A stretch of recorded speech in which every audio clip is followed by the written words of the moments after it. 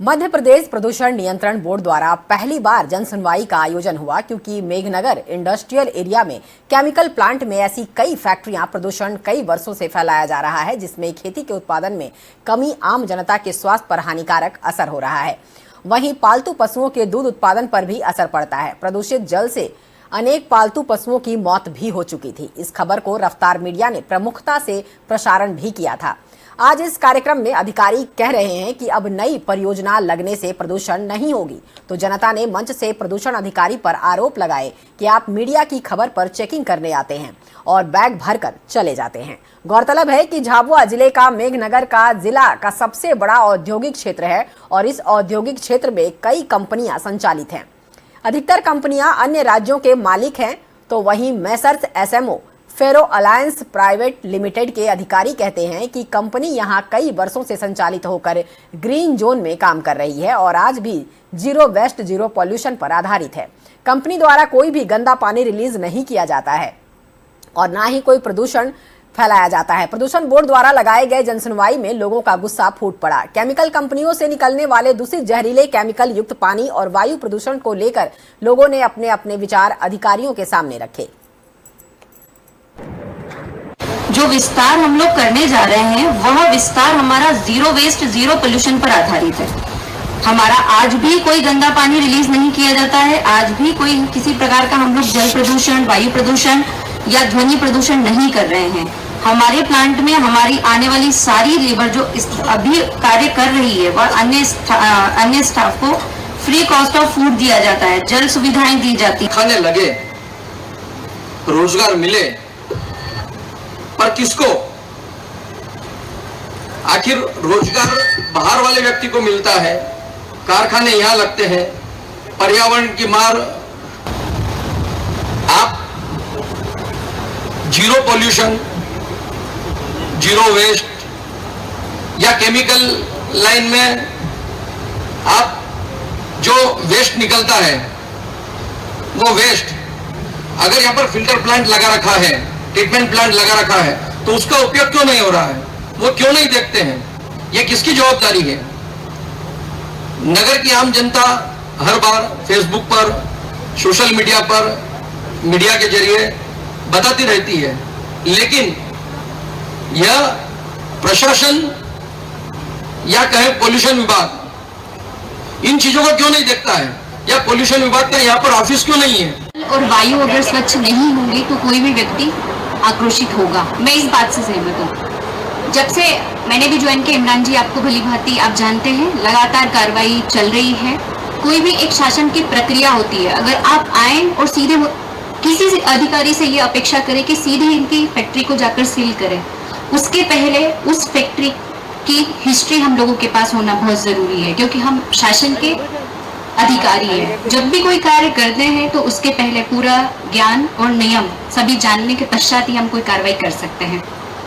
आप 6 फीट अंदर भी खोदोगे ना तो लाल पानी निकलेगा। और ये समस्या हमारे यहाँ पे मेघनगर क्षेत्र में जो कंपनियां बनी है वहां से ये पानी आता है लाल वाला, तो ये पानी हमारे बोरिंग में आता है। और ये पानी कहाँ से आता है आपको पता है? हमारे झाबुआ जिला के मेघनगर क्षेत्र के इंडस्ट्री एरिया में जो कंपनियां बनी है, जैसे कि मेन कंपनियां है अपनी मेघमणि, राठौर फार्म, और वहां से लाल पानी छोड़ा जाता है और हमारे गांव में ये पानी पूरा फैल चुका है। ये सिर्फ हमारे गांव में ही नहीं, यहाँ से लगभग 10 से 15 किलोमीटर के दायरे पर ये पानी फैल चुका है। अगर आप इसके अंदर खोदोगे तो यही पानी निकलेगा और हमारे जो बोरिंग है उसके अंदर भी ये पानी घुस चुका है।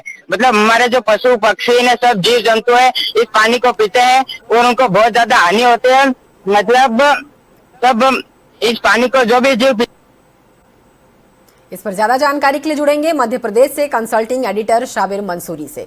शाबिर, कंपनियों के प्रदूषण का शहर शिकार हो रहा है, प्रदूषण बोर्ड ने जन सुनवाई लगाई, क्या कुछ जानकारियां हैं? देखो, ये पहली बार ये मेघनगर के अंदर इतनी बड़ी जन सुनवाई हुई है, क्योंकि विगत कम से कम 20-22 वर्षों से मेघनगर का जो इंडस्ट्रियल एरिया है वह प्रदूषित पानी जा रहा है। सत्ता पक्ष के लोगों ने भी कितनी बार आंदोलन करे, कांग्रेस ने भी आवेदन करे, परंतु अभी तक ये जो प्रदूषित जल है इसका निराकरण नहीं हो पाया है। कल जो जन सुनवाई हुई है फेरो इंडस्ट्रियल एरिया की तरफ से कि भाई जो नए इंडस्ट्रियल एरिया लगेंगे उसके अंदर समस्या नहीं रहेगी।